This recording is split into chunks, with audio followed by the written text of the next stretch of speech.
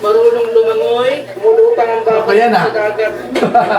Bakit may nagsiswimming na baka? Sana ma-rescue. Ang drone operator na si John Manuel na nagkataong nagsushoot ng mga oras na yon, nasundan at nakuna ng paglangoy ng baka sa dagat. Dumaritso sa dagat. At ito nga po. Lumangoy! Ang isip ko po noon, paano ma-rescue ang baka? Hanggang sa ang habulan, umabot na sa gitna ng karagatan. Alam nga, baka ako nagsanuwan. Laban, shout out na laban. Unexpected ko talaga na mangyayari, talagang malulunod o lulubog yung baka. Dahil nga, hindi pa ako nakakita ng isang bakang nasa dagat. Hindi ko alam kung papunta yung baka at malayo na dito si sa lagoon.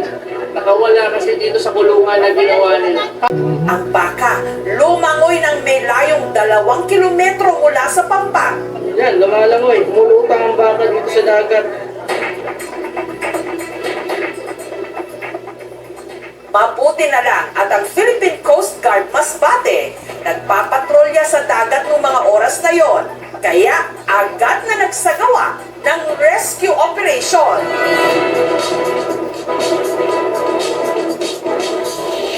Ang mga crew ng bangka lumusong na para malapitan